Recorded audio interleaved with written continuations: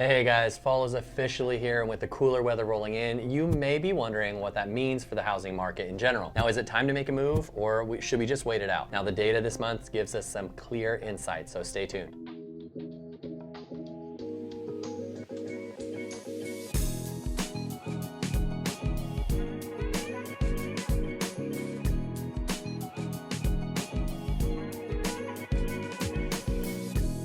For those who are new here, I'm Joe Skipper, the owner of Skipper Realty Group, brokered by eXp Realty here in Oregon. And today we're diving into some key numbers that real estate professionals rely on to gauge the housing market health. Now, as we step into fall, I'll break down whether now is the time to buy or sell and give you my take on what these numbers mean for your financial decisions in the future. Now, stick around, like this video, and subscribe to the channel so that you can stay in the loop on all things related to the Oregon housing market. And as per usual, I've got my good friend and one of my trusted lenders, Paul Robinson, back on this week to dive into the mortgage side of things. Now, if you're curious about what's happening with rates and how it affects your ability to buy, you're definitely going to want to stick around for this. Now, mortgages and interest rates are a hot topic right now, if you haven't noticed, especially with rates coming down. So Paul and his team bring some incredible insights and strategies to the table. He's helped my family, friends, and clients navigate these tricky waters and get into homes that seemed out of reach for them. So stay tuned. You're not going to want to miss what Paul has to share. So I'm based out of Oregon, but my team and I cover pretty much the entire Willamette Valley, from Monmouth to Portland and beyond. Now, we even go as far as Madras and Klamath Falls if you need us to. If you're outside the Portland metro area though, don't worry. We have systems in place to help you analyze the stats for your city or neighborhood, and I'd love to chat with you about what's going on in your specific area. So let's dive into the numbers that matter now. First up, the median sold price in Wilsonville. This month we saw it rise to $715,760, up from $655,000 just last month. Now, this increase tells us that the market is holding steady and even picked up a little bit this month. Compared to last year, we're still up from August's $691,500, a 4% increase. Now, what does this say? Well, I believe we're in the midst of a market stabilization, generally speaking. Though the prices increased this month, they're bound to level off, and that's a good thing for both buyers and sellers. Now, the market is shifting back to a more balanced state, which is healthier for all of us. Now, looking at days on market, we see a slight improvement here. Homes are now averaging 29 days on the market, down from 38 last month. Now, while it's still a bit longer than what we might have been used to in this rapid pace market of the last couple years, this number is actually quite typical for and nothing to be worried about. Now, for sellers, this just means patience is key. It's easy to get anxious when a home doesn't sell in the first week, but this is becoming the new normal. Yes, there will always be that one home in the prime location that flies off the market, but overall, we're seeing a bit more time before these offers start to roll in. Now, it's all about setting realistic expectations. One thing that's crucial to remember here is pricing. Now, as homes stay on the market a bit longer, pricing your property correctly from the start is more important than it ever has been. It can be tempting to aim for that high price you saw 6 months ago, but working with an experienced agent who understands your specific market is going to be essential here. Pricing it right from day one can make a world of difference. Now, onto the inventory. This month we saw inventory slightly dip, going from 27 homes to 26. Over the past couple years, inventory has fluctuated, but we're still within that typical range. Now, we haven't seen more than 50 homes in inventory in a given month over the past 2 years here, so being in this mid-range is pretty much what we expect during this time of year. So what's the overall takeaway from this month's data?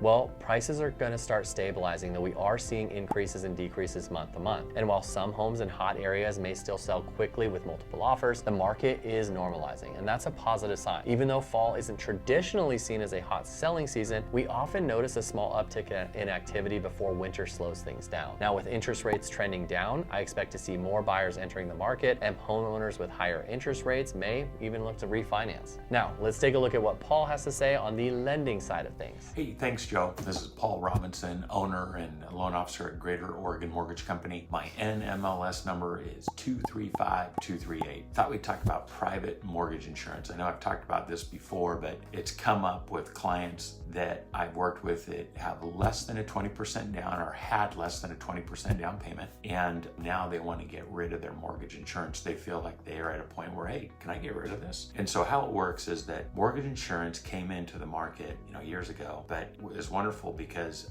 in the old days before private mortgage insurance, you had to have a 20% down payment. Well, now you don't. You can have less than a 20% down payment. If you're a first-time home buyer, you can have as little as a 3% down payment. And if you're not a first-time home buyer, you can have as little as a 5% down payment. Now, in private mortgage insurance has to do with conventional loans, so Fannie Mae and Freddie Mac products, which frankly are great. That's where the majority of loans in the US are done under those two, if you will, umbrellas, their programs. So again, the beautiful part is buyer can have less than 20% down. And the great part for the lender on why it's a benefit to them is because they can loan on these programs, have less than a 20% down payment.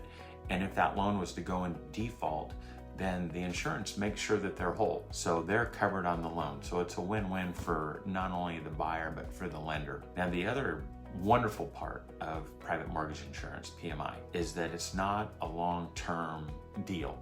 It's something that once the homeowner that has PMI believes they have 20% equity in their home, they can contact their servicer, the folks that you make your loan payment to, and say, hey, I have 20% equity. I would like to have my mortgage insurance, my private mortgage insurance removed. The loan servicer will take your request. Normally they will require that you pay for an appraisal. And then when the appraisal comes back, as long as the value is high enough versus where it shows, oh yeah, you have 20% equity, they'll remove it. And some other things that actually the Homeowners Protection Act and the lenders will require beyond those things I just mentioned are that the account, your mortgage is paid as agreed. They'll actually allow for, no more than a 30-day mortgage late in the last 12 months, or no more than one 60-day late in the last 2 years. They don't allow for second liens on the property. So if someone had, they got late on their property taxes, those would have to get current. Or if they had a home equity line or a home equity loan, then that could pose a problem as well.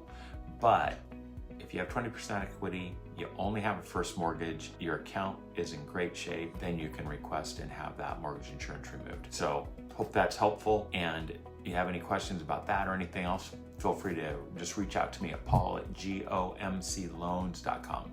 Thanks. Thanks, Paul. At Skipper Realty Group, our focus is to get the best return on your home when you list it and to make sure buyers get a great deal when they purchase. So staying informed on these trends is key to making smart decisions, whether you're buying or you're selling. Now, of course, I get it. Unless you're a real estate enthusiast or about to make a move, this stuff can be a bit dry. But that's why my team and I stay up to date with the latest data so that when you are ready, we can make the process as smooth and profitable for you as possible. Now, if you want more info on buying or selling with Skipper Realty Group, just drop a comment below, type buy or sell, and I'll send you our guides for free. And don't forget to hit that like button and subscribe to stay up to date on the latest in the Oregon housing market. Thanks for watching. See ya.